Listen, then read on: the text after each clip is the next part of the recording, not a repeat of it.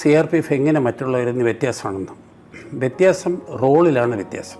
വേൾഡിലെ ഏറ്റവും വലിയ മഹിളാ കോണ്ടിജൻറ്റ്, ആംഡ് മഹിളാ കോണ്ടിജൻറ്റ് CRPFിലാണെങ്കിൽ മറ്റ് ലോകം ചിന്തിക്കുന്നതിന് മുമ്പ്, അതായത് പെൺകുട്ടികളെ ആംഡ് സോൾജേഴ്സ് ആക്കാമെന്ന് ചിന്തിക്കുന്നതിന് മുമ്പ് തന്നെ ഏറ്റവും ആദ്യം 1986 CRPFിൽ മഹിളാ കോണ്ടിജൻറ്റ്, മഹിളാ ബറ്റാലിയൻ തുടങ്ങി. ഏകദേശം 230 240 ഡിസ്ട്രിക്റ്റുകൾ ഈ മാവോയിസ്റ്റ് ഇൻഫെസ്റ്റഡ് ആയിരുന്നു, പിടിവിട്ട് പോകുന്ന കാര്യമായിരുന്നു. ആ സമയത്താണ് ഈ കോബ്ര എന്ന് പറഞ്ഞ ബറ്റാലിയൻ ഉണ്ടാക്കിയത്. CRPFിൻ്റെ യൂണിറ്റിൽ ട്രെയിനിങ് എന്ന് പറയുന്നത് കണ്ടിന്യൂസ് പ്രോസസ്സാണ്. അതായത് ഇപ്പോൾ ഒരു യൂണിറ്റിൽ 6 കമ്പനീസാണ് ഉണ്ടാകുക.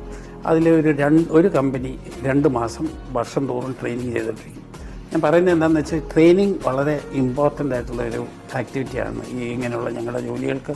എല്ലാവരുടെയും വിചാരം കമാൻഡോ എന്ന് പറഞ്ഞാൽ ഞങ്ങൾക്കൊരു 20 കിലോമീറ്റർ ഓടാൻ നല്ല ശക്തി വേണമെന്നുള്ളത്. അങ്ങനെയല്ല.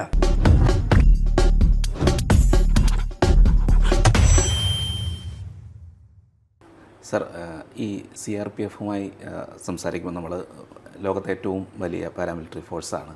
അതിനൊപ്പം തന്നെ ഇന്ത്യയിൽ മറ്റ് ഫോഴ്സുകളും ഉണ്ട്. അതായത് BSF ഉണ്ട്, ITBP ഉണ്ട്, അങ്ങനെ CAPF ഉണ്ട്. അപ്പോൾ അതിൽ നിന്ന് നോക്കുമ്പോൾ ഈ CRPFിൻ്റെ ഒരു വ്യത്യസ്തത, മാത്രമല്ല രാജ്യത്ത് മൊത്തം എവിടെയെങ്കിലും ഏത് ഇടത്തും CRPFിൻ്റെ ഒരു പ്രസൻസ് ഉണ്ട്. അപ്പോൾ ആ ഒരു വ്യത്യസ്തത എന്താണ് ഈ മറ്റ് ഫോഴ്സുകളിൽ നിന്നും? നോക്കൂ, ഗവൺമെൻറ്റിൻ്റെ അടുത്ത് CRP അല്ലാതെ തന്നെ പല ഫോഴ്സസ് ഉണ്ട്. BSF, ITBP, SSB,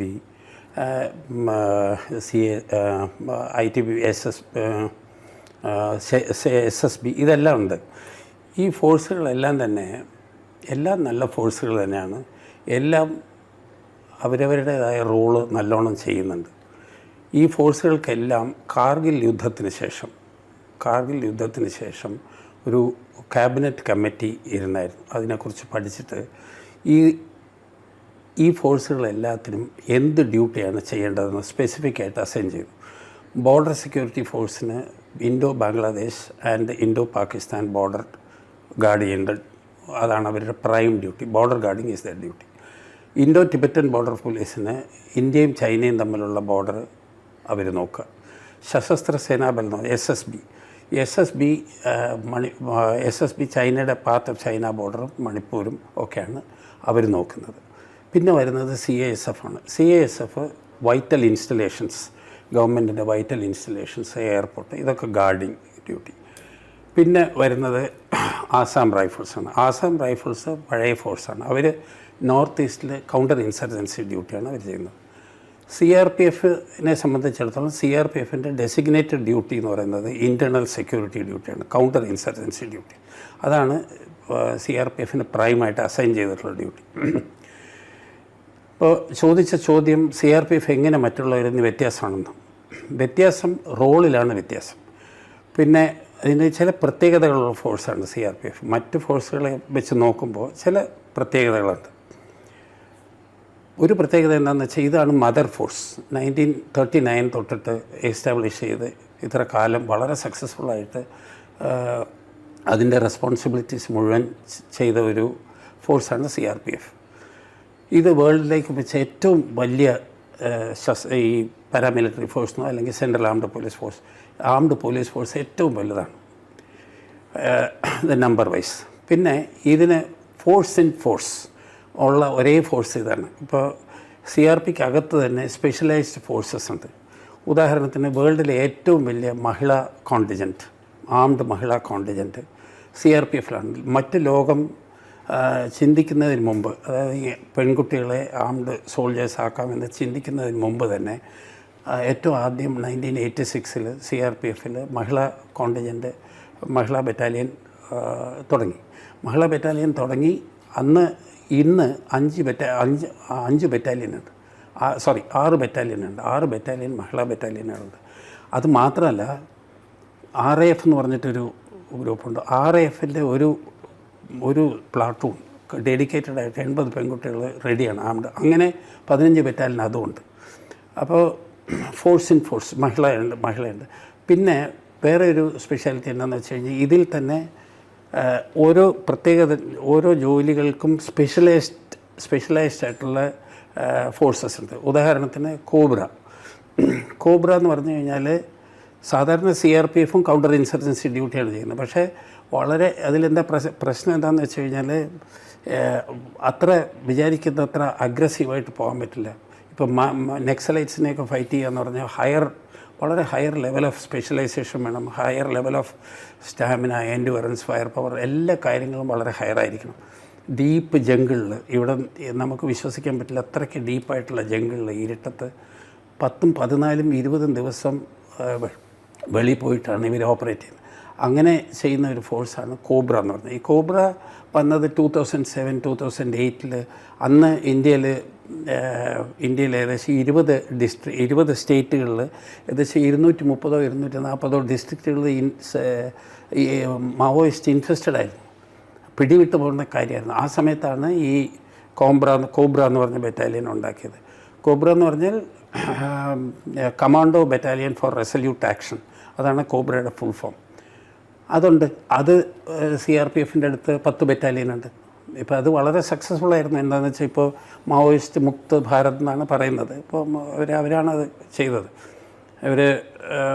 അവർ മാവോയിസ്റ്റിന് എഗൻസ്റ്റായിട്ട് വളരെ സക്സസ്ഫുള്ളായിട്ട് ഓപ്പറേറ്റ് ചെയ്ത ഒരു ബറ്റാലിയനാണ് അവർക്ക് 400 gallantry medal, 400 gallantry medal, Ashoka Chakra, പിന്നെ കീർത്തി ചക്ര, രണ്ടോ മൂന്നോ കീർത്തി ചക്രയുണ്ട്. അങ്ങനെ highly decorated force, highly specialised force, commando battalion. പിന്നെ CRPFൻ്റെ അടുത്തുള്ള റാപ്പിഡ് ആക്ഷൻ ഫോഴ്സാണ്. റാപ്പിഡ് ആക്ഷൻ ഫോഴ്സ് 1992 ഈ കോൺസെപ്റ്റ് വന്നത്. അതായത് CRPF കൗണ്ടർ ഇൻസർജൻസിയും ചെയ്യണം, ലോ ആൻഡ് ഓർഡറും ചെയ്യണം. അങ്ങനെ ആ ഒരു സിറ്റുവേഷൻ വന്നപ്പോൾ കമ്മ്യൂണൽ വയലൻസ് അല്ലെങ്കിൽ റയറ്റ് കൺട്രോൾ മുഴുവൻ ചെയ്യാൻ ഒരു സ്പെഷ്യലൈസ്ഡ് ആയിട്ടുള്ള ഒരു ഔട്ട്ഫിറ്റ് വേണമെന്ന് തോന്നുകയും അങ്ങനെ ഈ RAF ബറ്റാലിയൻ സ്ഥാപിക്കുകയും ചെയ്തു. 10 ബറ്റാലിയനാണ് മൊത്തം ഉണ്ടായിരുന്നത്. ഇന്നത് കൂടി 15 ബറ്റാലിയനായി. RAF ബറ്റാലിയൻ അവരുടെ ഡ്യൂട്ടി എന്താണെന്ന് വെച്ച് കഴിഞ്ഞാൽ വളരെ സെൻസിറ്റീവായിട്ടുള്ള കമ്മ്യൂണൽ സ്പോട്ടുകളിലാണ് അവർ നിരീക്ഷിക്കും, അവിടുത്തെ ആക്ടിവിറ്റീസൊക്കെ നിരീക്ഷിക്കും. എന്തെങ്കിലും ഒരു കമ്മ്യൂണൽ കോൺഫ്ലിക്റ്റ് വന്നു കഴിഞ്ഞാൽ അവർ പോകും. അല്ലെങ്കിൽ വലിയ major break down of law and order ഉണ്ടെങ്കിൽ അവർ പോകും. അവരതിനു വേണ്ടി ട്രെയിൻഡാണ്, ഹൈലി ട്രെയിൻഡ്.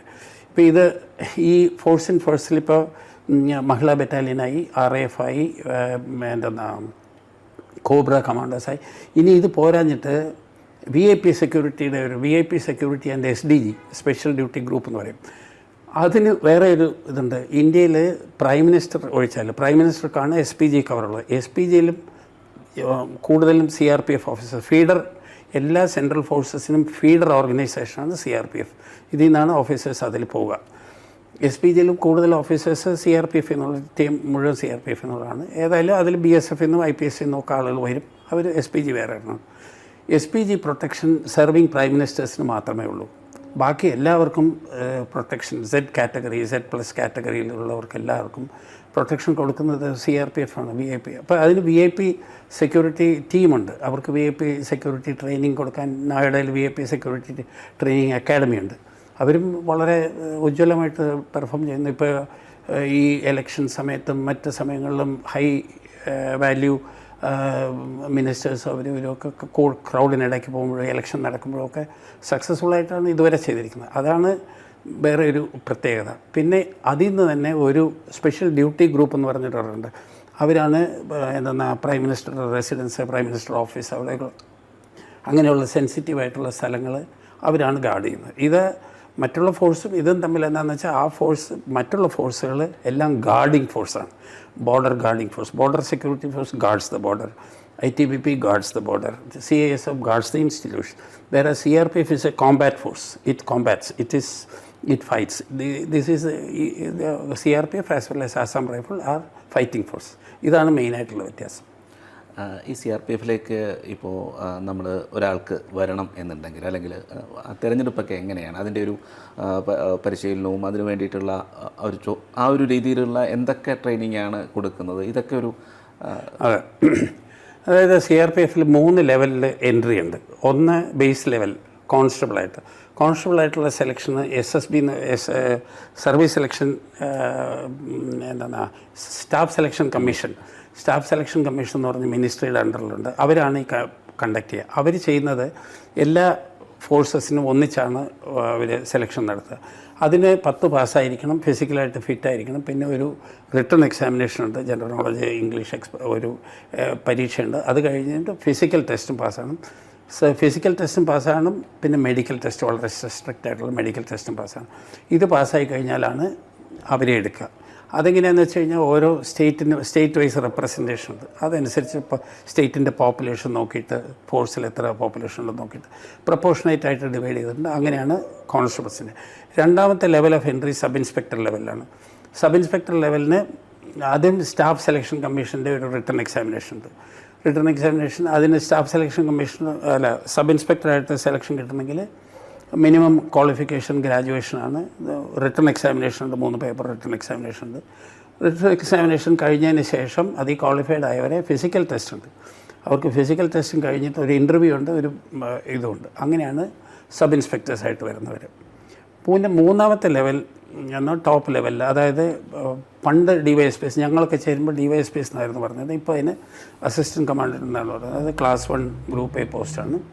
അതിന് യൂണിയൻ പബ്ലിക് സർവീസ് കമ്മീഷൻ്റെ എക്സാമിനേഷൻ ഉണ്ട്, പബ്ലിക് സർവീസ് കമ്മീഷൻ എക്സാമിനേഷൻ. അതിന് ഇതേപോലെ തന്നെ like any other civil service examination, one has to be a graduate, minimum qualification is graduate, then you have to write 3 papers, you have to write examination. അത് കഴിഞ്ഞാൽ ഇതേപോലെ തന്നെ physical ടെസ്റ്റും medical ടെസ്റ്റും interview ഉണ്ട്. ഇൻ്റർവ്യൂ കഴിഞ്ഞാലേ കിട്ടുള്ളൂ. അതാണ് അതിൻ്റെ. പിന്നെ ട്രെയിനിങ്ങിന് ഈ എല്ലാവരും ഈ ഏത് ലെവലിൽ റിക്രൂട്ട് ചെയ്തവരായിക്കോട്ടെ, കോൺസ്റ്റബിൾസ് ആയിക്കോട്ടെ, സബ് ഇൻസ്പെക്ടേഴ്സ് ആയിക്കോട്ടെ, അല്ലെങ്കിൽ DYSPസോ അല്ലെങ്കിൽ അസിസ്റ്റൻറ്റ് കമാൻഡൻസ് ആയിക്കോട്ടെ, അവർക്ക് ആദ്യത്തെ 1 കൊല്ലം ബേസിക് ട്രെയിനിങ് എന്ന് പറയും.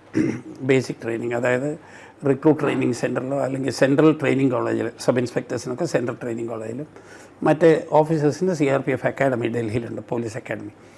അതിൽ 1 കൊല്ലം ട്രെയിനിങ് ചെയ്യും. 1 കൊല്ലം ട്രെയിനിങ് ചെയ്തിട്ട് ഓഫീസേഴ്സിന് അത് കഴിഞ്ഞ് ഫോളോ അപ്പ് ട്രെയിനിങ് ഉണ്ട്. ഫോളോ അപ്പ് ട്രെയിനിങ്, പ്രാക്ടിക്കലായിട്ടുള്ള ട്രെയിനിങ് ഒരു 6 മാസം വരും. അത് കഴിഞ്ഞിട്ട് പിന്നെ അവർക്ക് പലതരം കോഴ്സുകൾ, ഈ ആളുകളെല്ലാവരും തന്നെ CRPFലുള്ള എല്ലാ ആളുകളും ഇടയ്ക്കിടയ്ക്ക് ഇൻ സർവീസ് കോഴ്സുകൾ ചെയ്യണം. പിന്നെ ഇൻ സർവീസ് കോഴ്സസ് കമ്പൽസറിയാണ്. പിന്നെ യൂണിറ്റിലൊക്കെ എങ്ങനെയാണെന്ന് വെച്ചാൽ CRPFൻ്റെ യൂണിറ്റിൽ ട്രെയിനിങ് എന്ന് പറയുന്നത് കണ്ടിന്യൂസ് പ്രോസസ്സാണ്. അതായത് ഇപ്പോൾ ഒരു യൂണിറ്റിൽ 6 കമ്പനീസാണ് ഉണ്ടാകുക. അതിൽ ഒരു കമ്പനി 2 മാസം വർഷം തോറും ട്രെയിനിങ് ചെയ്തുകൊണ്ടിരിക്കും. ഞാൻ പറയുന്നത് എന്താണെന്ന് വെച്ചാൽ ട്രെയിനിങ് വളരെ ഇമ്പോർട്ടൻ്റ് ആയിട്ടുള്ളൊരു ആക്ടിവിറ്റിയാണ്. ഈ ഇങ്ങനെയുള്ള ഞങ്ങളുടെ ജോലികൾക്ക് ട്രെയിനിങ് ഇല്ലെങ്കിൽ ഇറ്റ് വിൽ കോസ്റ്റ് ലൈഫ്. അതുകൊണ്ട് ട്രെയിനിങ് അവർ ചെയ്യും.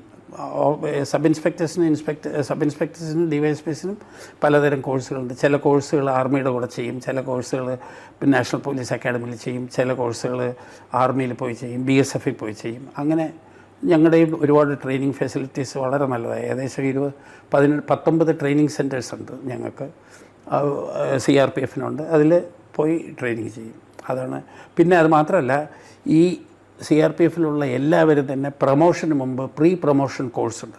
അടുത്ത റാങ്കിലേക്കുള്ള ജോലി ചെയ്യാനുള്ള കഴിവുണ്ടാക്കി തരും. ഉണ്ടോ എന്ന് നോക്കാനും അതിന് വേണ്ടിയിട്ട് പ്രിപ്പയർ ചെയ്യും അടുത്ത റാങ്കിലേക്ക്.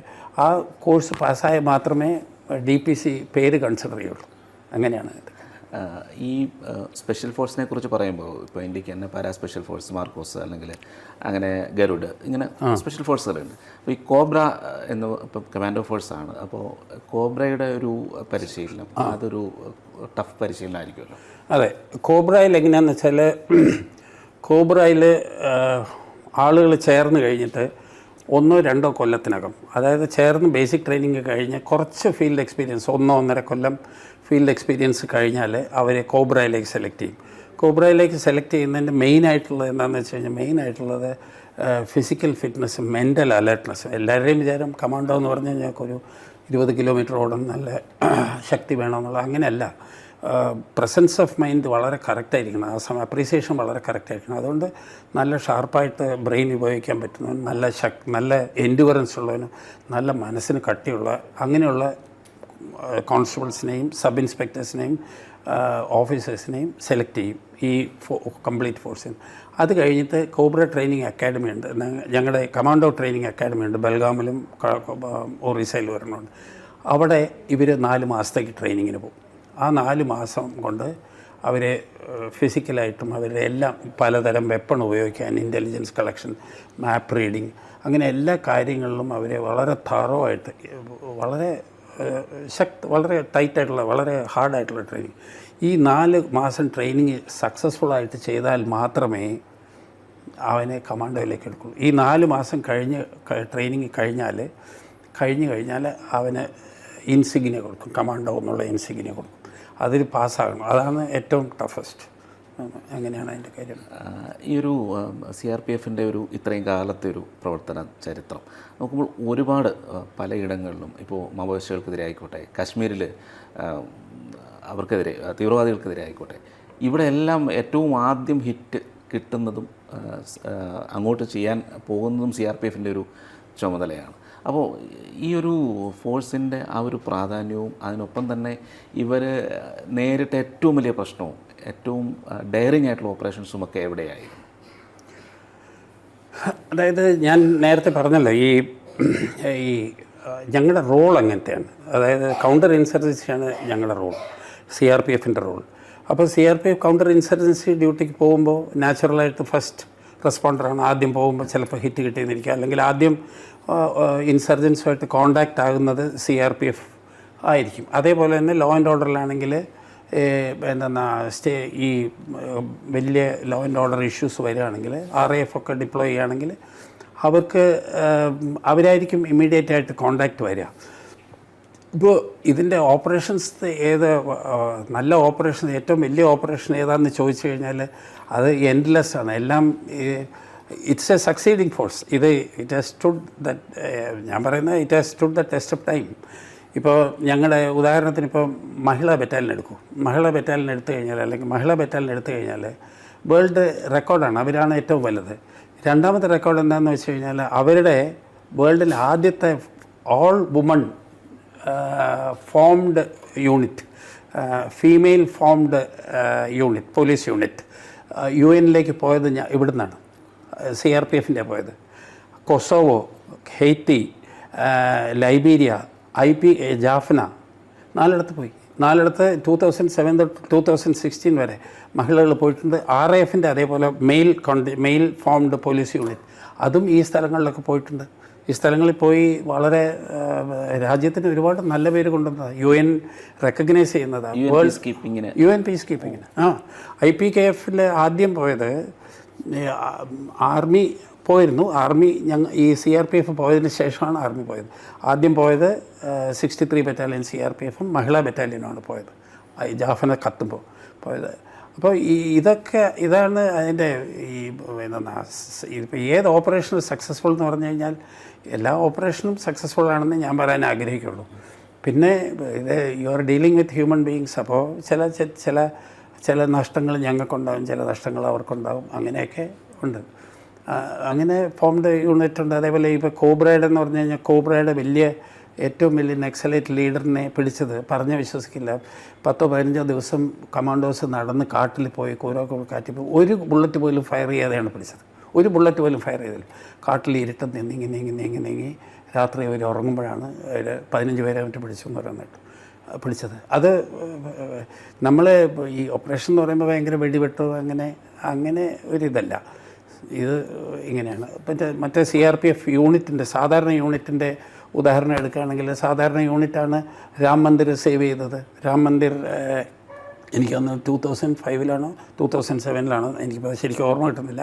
പക്ഷേ ആ സമയത്ത് രാം മന്ദിറിലെ ഇപ്പോഴത്തെ രാം മന്ദിർ ചെറിയ ടെൻറ്റിലായിരുന്നു അന്ന്. അതിനെ അറ്റാക്ക് ചെയ്യാൻ വേണ്ടിയിട്ട് പാകിസ്ഥാനി ട്രെയിനിൻ്റെ ലഷ്കർ-ഇ തോബയും ജയ്ഷെ മുഹമ്മദിൻ്റെ 5 പേര് വന്നു. 5 പേര് വന്നിട്ട് ഇവരാണ് ഗാർഡ് ചെയ്തുകൊണ്ടിരുന്നത്. ഇവർ പിൽഗ്രിംസിനെ മാതിരി വന്നു. അവിടെ ഗേറ്റിൽ തുറന്നു വിട്ടില്ല. അവിടുത്തെ വോളണ്ടിയേഴ്സ്, ഞങ്ങളല്ല ഗാർഡ് ചെയ്തിരുന്നത്, അമ്പലത്തിൻ്റെ വോളണ്ടിയേഴ്സ് അവരെ കടന്നു വിട്ടില്ല. അവർ വേറെ ഒരു വഴി വന്നിട്ട് അതിലൊരാൾ പൊട്ടിത്തെറിച്ചിട്ടാണ് ഇത് ഗ്യാപ്പ് ഉണ്ടാക്കിയത്. എന്നിട്ട് ഈ 4 പേര് രാം ടെമ്പിൾ അറ്റാക്ക് ചെയ്യാൻ പോയി. അന്ന് 33 ബറ്റാലിയനായിരുന്നു. 33 ബറ്റാലിയൻ അത് കമാൻഡ് ചെയ്തിരുന്ന 33 ബറ്റാലിയനിൽ ആ ഒരു സെക്ഷൻ കമാൻഡ് ചെയ്തിരുന്ന ഒരു ലേഡിയാണ്. അവരുടെ അവർ വെടിവെച്ചൊന്നും എനിക്കറിയില്ല. പക്ഷേ അവിടെയുള്ള ആളുകളെ രക്ഷിച്ചു. ആ 4-5 പേരും അവിടെ ന്യൂട്രലൈസായി. ആ സ്ത്രീ സന്തോദേവി എന്നാണ് പേര്, അവർക്ക് ഗാലറി മെഡൽ കിട്ടി. അപ്പോൾ ഇതിൽ പറയുന്നത് CRPF തോക്കാൻ സാധിക്കില്ല എന്നുള്ളതാണ്. It cannot afford to lose. ചിലർക്ക് ജയിച്ചേ പറ്റൂ. അങ്ങനെ ഒരു ഫോഴ്സാണിത്, നല്ല ഫോഴ്സാണ്. അതുപോലെ തന്നെ ഇപ്പോൾ NDRFൻ്റെ ഡ്യൂട്ടി, അതൊരു ഈ അടുത്ത കാലത്തൊക്കെ ഭയങ്കരമായിട്ട് ചർച്ച ചെയ്യപ്പെട്ട ഡ്യൂട്ടിയാണ്. NDRFൻ്റെ എങ്ങനെയാണെന്ന് വെച്ച് കഴിഞ്ഞാൽ NDRF ഫോം ചെയ്തപ്പോൾ, അതായത് early 2000, എനിക്കിപ്പോൾ ഡേറ്റ് ശരിക്കും ഓർമ്മയില്ല, അന്ന് CRPFൻ്റെ 2 ബറ്റാലിയൻ NDRFന് വേണ്ടി ട്രെയിൻ ചെയ്ത് NDRFായി മാറ്റി. അതിൻ്റെ ട്രെയിനിങ് സെൻറ്റർ കോയമ്പത്തൂർ ഉണ്ട്. ഞാനന്ന് കോയമ്പത്തൂർ പോസ്റ്റഡാണ്. അപ്പോൾ അവിടെ ഒരു ട്രെയിനിങ് സെൻറ്ററൊക്കെ ഉണ്ട്. ഈ 2 ബറ്റാലിയൻ ട്രെയിനിങ് ചെയ്തതിന് ശേഷം NDRF സെപ്പറേറ്റ് ഒരു ഓർഗനൈസേഷനായപ്പോൾ ഈ 2 ബറ്റാലിയൻ അവർക്ക് കൊടുത്തു. പക്ഷേ ഈ റെസ്ക്യൂ ആൻഡ് റിലീഫ് എന്ന് പറയുന്നത് RAFൻ്റെ ഒരു ചുമതലയാണ്. അപ്പോൾ റെസ്ക്യൂ ആൻഡ് റിലീഫിൽ വരും NDRF എന്ന് പറയുന്ന കാരണം. അതുകൊണ്ട് ഈ RAFലുള്ള എല്ലാവരും തന്നെ NDRF ട്രെയിനിങ്ങും ചെയ്തിരിക്കും. അവർക്ക് റെസ്ക്യൂ ആൻഡ് റിലീഫ് വർക്ക് അറിയാം. അവർ കോയമ്പത്തൂർ വന്നിട്ട് അവർക്ക് ട്രെയിനിങ് ഉണ്ട്. അതേപോലെ RAFൻ്റെ ട്രെയിനിങ് കഴിഞ്ഞാൽ ഇതും ചെയ്യണം. അതായത് ഇപ്പോൾ ഈ പറഞ്ഞത് അനുസരിച്ച് VIP ഡ്യൂട്ടി, നാച്ചുറൽ കലാമിറ്റീസ്, അതായത് ഇന്ത്യ മുഴുവൻ എവിടെയും നേരത്തെ പറഞ്ഞ പോലെ UN പീസ് കീപ്പിങ്ങിന് ഉൾപ്പെടെ അത്രയ്ക്ക് വലിയൊരു ഫോഴ്സാണ് CRPF. ആക്ച്വലി ഇന്ത്യയെ സംബന്ധിച്ചിടത്തോളം it is A very very very important force. ഞാൻ CRPF ഓഫീസർ ആയതുകൊണ്ട് പറയുന്നതല്ല, പക്ഷേ വളരെ ഒരു ഇമ്പോർട്ടൻ്റ് ആയിട്ടുള്ളൊരു സെക്യൂരിറ്റി അപ്പാരറ്റസ് ആണ്. അതിന് 360 ഡിഗ്രീസ് ഏത് ഇഷ്യൂ വന്നാലും ഹാൻഡിൽ ചെയ്യാനുള്ള കപ്പാസിറ്റി അതിൽ ഇൻബിൽറ്റ് ചെയ്തിട്ടുണ്ട്. അതുകൊണ്ട് അത് എല്ലായിടത്തും ഉണ്ട്. സ്റ്റേറ്റിൽ എവിടെ നോക്കിയാലും ഉണ്ട്. ഇപ്പോൾ ഞാൻ പറഞ്ഞല്ലോ, VIP മുഴുവൻ ഞങ്ങളുടെ ഇവരുടെ സംരക്ഷണത്തിലാണ്. എന്തിന് ടെമ്പിൾസ്, ഭഗവാൻ വരെ, god is also taken care of by ദൈവം വരെ. അങ്ങനെ ഒരു വളരെ ഇമ്പോർട്ടൻ്റ് ആയിട്ടുള്ളൊരു വളരെ ഇമ്പോർട്ടൻ്റ് ആയിട്ടുള്ളൊരു ഫോഴ്സാണ്. There is no doubt about that. ഇപ്പോൾ 89 കൊല്ലമായി ഇതുവരെ നല്ല രീതിയിൽ ഓടുന്ന ഫോഴ്സ്, വളരെ വലിയ ഫോഴ്സാണ്, ഹൈലി പ്രൊഫഷണൽ ഫോഴ്സ്. അതുപോലെ തന്നെ ഈ ഇപ്പോൾ റൈറ്റ്സ് അല്ലെങ്കിൽ ഈ സമരങ്ങൾ, പ്രക്ഷോഭങ്ങൾ, ഇതിനെയൊക്കെ നിയന്ത്രിക്കുന്ന സമയത്ത് എന്തായിരിക്കും ആ ഒരു ഫസ്റ്റ് എന്താണ് ചെയ്യേണ്ടത് എന്നുള്ളത്, അത് ഏത് സമയത്താണ് ഇതിനെ അതായത് കായികമായിട്ടോ ലാത്തിച്ചാർജ് നടത്തുകയൊക്കെ ചെയ്യേണ്ടത്, അങ്ങനെ ഒരു ഇതുണ്ടാവുമല്ലോ, നിർദ്ദേശങ്ങളുണ്ടാവുമല്ലോ. അതായത് ഈ ലോ ആൻഡ് ഓർഡർ ഡ്യൂട്ടിയിൽ RAF അല്ലെങ്കിൽ CRP തന്നെ പോവുകയാണെങ്കിൽ ഏത് സമയത്ത് എത്ര ഫോഴ്സ് ഉപയോഗിക്കാം എന്നുള്ളത് അവിടെ നിൽക്കുന്ന ഉദ്യോഗസ്ഥനാണ് ഡിസൈഡ് ചെയ്യുക. റൂള് ബ്ലൂ ബുക്ക് എന്ന് പറഞ്ഞിട്ടൊരു ബുക്കുണ്ട്. അത് ഗവൺമെൻറ്റിൻ്റെ ഒരു സീക്രട്ട് ബുക്കാണ്. അത് ഈ ഓഫീസേഴ്സിന് കൊടുക്കും. അതിൽ എഴുതിയിരിക്കുന്നത് എന്താണെന്ന് വെച്ച് കഴിഞ്ഞാൽ, അങ്ങനെ ക്രൗഡിനെ കൺട്രോൾ ചെയ്യാൻ വേണ്ടിയിട്ട് ഭയങ്കരമായിട്ട് ഫോഴ്സൊന്നും ഉപയോഗിക്കാൻ അത് അനുവദിക്കുന്നില്ല. മിനിമം ഫോഴ്സേ ഉപയോഗിക്കുള്ളൂ. അതിൻ്റെ പ്രിൻസിപ്പിൾ എന്താണെന്ന് വെച്ച് കഴിഞ്ഞാൽ, ഈ സമരം ചെയ്യുന്നവരോ അല്ലെ എന്തെങ്കിലും പ്രൊട്ടസ്റ്റ് ചെയ്യുന്നവരോ കുഴപ്പം ചെയ്യുന്നവരോ ഇന്ത്യക്കാരാണ്. അവരെ വെടിവെച്ച് കൊല്ലാന്നോ അല്ലെങ്കിൽ അവരെ തല്ലുക എന്നുള്ളത് ഒരു കോൺസ്റ്റിറ്റ്യൂഷണലി നോട്ട് കറക്റ്റ്. പിന്നെ അവർക്ക് എഗൻസ്റ്റായിട്ട് ഫോഴ്സ് ഉപയോഗിക്കുന്നത് എപ്പോഴാണെന്ന് വെച്ച് കഴിഞ്ഞാൽ, ലൈഫോ വേറെ ഒരാളുടെ ലൈഫോ പ്രോപ്പർട്ടിയോ പബ്ലിക് പ്രോപ്പർട്ടിയോ ഡാമേജ് ആകുകയാണെങ്കിൽ മിനിമം യൂസ് ഓഫ് ഫോഴ്സ്. അപ്പോൾ അത് ഏത് സമയത്താണ് അത് കൊടുക്കേണ്ടത് എന്നുള്ളത്, ഒരു ഡോക്ടർ രോഗിക്ക് എപ്പോഴാണ് ആംബസിലിൻ കൊടുക്കേണ്ടത് അല്ലെങ്കിൽ ഇത് കൊടുക്കേണ്ടതെന്ന് തീരുമാനിക്കുന്ന പോലെ ആ സമയത്ത് അവിടെ നിൽക്കുന്ന ഉദ്യോഗസ്ഥരാണ് തീരുമാനിക്കുക. സാധാരണ സിവിൽ പോലീസിൻ്റെ ഓഫീസേഴ്സ് ഉണ്ടാകും, അല്ലെങ്കിൽ മജിസ്ട്രേറ്റ്സ് ഉണ്ടാകും. അവരില്ലെങ്കിൽ ഞങ്ങളുടെ ഉദ്യോഗസ്ഥനത് തീരുമാനിക്കുള്ളൂ. അങ്ങനെയായിട്ട് CRPF ഇത്ര വർഷത്തെ, അതായത് ഒരു 4 പതിറ്റാണ്ടോളം എത്തുന്ന 39 വർഷം, ഈ ഒരു വർഷത്തെ സേവനത്തിൽ ഇത് കഴിഞ്ഞപ്പോൾ സാറിന് തോന്നിയൊരു സാറ്റിസ്ഫാക്ഷൻ എന്തായിരുന്നു, ഒരു സംതൃപ്തി?